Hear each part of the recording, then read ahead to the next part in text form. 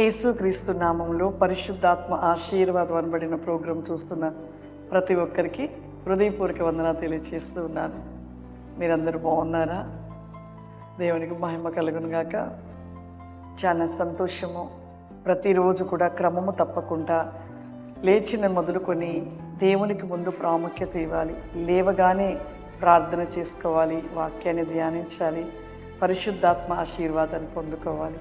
ఈరోజు మనకు పరిశుద్ధాత్మ దేవుడిస్తున్న వాగ్దానము హెబ్రీలకు రాసిన పత్రిక 3వ అధ్యాయము 1వ వచనము. ఇందువలన పరలోకమందైన పిలుపులో పాలు పొందిన పరిశుద్ధ సహోదరులారా, మనము ఒప్పుకొనిన దాన్ని అపోస్తలుడును ప్రధాన యాజకుడైన యేసు మీద లక్ష్యముంచుడి. దేవుని ఇల్లంతటిలో మోషే నమ్మకముగా ఉండినట్లు. చూడండి, ఈరోజు మోషే దేవుని ఇల్లంతటి కూడా ఒక నమ్మకముగా ఉన్నాడు అని పరిశుద్ధ గ్రంథంలో రాయబడి ఉన్నది. నిజమే, మోషే గారిలో ఏముందని అంత గొప్ప బిరుదును పొందుకొని ఉన్నాడు. చాలా గొప్ప బిరుదు మోషేకు ఉంది. అక్కడ దేవుని యొక్క మాట విషయంలో లోబడ్డాడు, నమ్మకంగా ఉన్నాడు. ఇశ్రాయేలు ప్రజలను నడిపించుట కొరకు తను ఎంత ప్రయాసపడ్డాడో, నమ్మకముగా, ఓర్పుగా, సహనముతో మరి దేవుని ప్రతి మాట వింటూ లోబడుతూ చెప్పిన విధంగా మరి వారిని నడిపిస్తూ వెళ్ళాడు. ప్రతి మనిషిలో ఎప్పుడు దేవునికి బహు ఇష్టలం అవుతామంటే దేవుని మాట విన్నప్పుడు, లోబడ్డప్పుడు, ఆయన ఎడల నమ్మకముగా జీవించినప్పుడు. నమ్మకమైన జీవితం కలిగి ఉండాలి.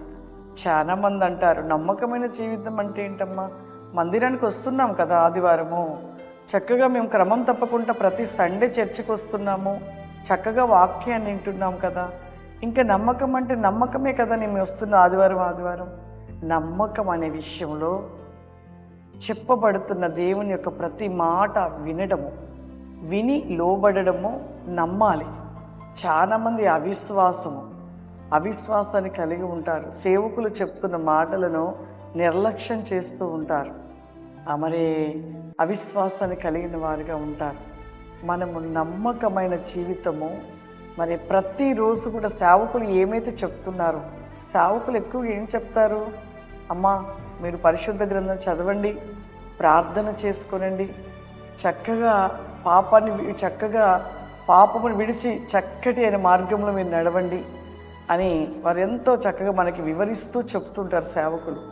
కానీ మనం ఏం చేస్తామంటే ఆ మాటల విషయంలో వింటాము, విని ఆ మాటల ప్రకారం నడుచుకోము. అక్కడే నమ్మకం పోతుంది. దేవుడు చెప్తూ ఉన్నాడు కదా, నువ్వు నా మాట లోబడి విని ఎడలా నిన్ను ప్రేమిస్తాను అంటున్నాడు. ఆయన ఆజ్ఞలు కొనని ఎడలా దుఃఖపడతాడు. సౌలు దేవునికి దుఃఖం తెచ్చేవాడిగా ఉన్నాడు. సౌలు దేవుని యొక్క ఆజ్ఞలను విన్నట్టుగా విని మరి నమ్మకాన్ని కోల్పోయాడు. మన జీవితంలో కూడా విన్నట్టుగానే వింటూ ఉంటూ దేవుని మాట మరి విన్నవారిగా ఉండి మరలా దేవుని మాట వినలేని వారిగా జీవిస్తూ నమ్మకాన్ని కోల్పోతూ ఉన్నాం.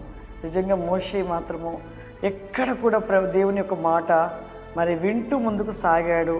మరి దేవుని ఇల్లంతటి కూడా ఒక నమ్మకమైన వాడిగా, ఒక చక్కటి ఒక ముద్ర, ఒక బిరుదును కలిగిన వాడిగా ఉన్నాడు. మన జీవితంలో కూడా దేవుని మాట వినాలి, లోబడాలి, లోబడైన మాట ప్రకారం నడుచుకోవాలి, నమ్మకమైన జీవితాన్ని కలిగి ఉండాలి.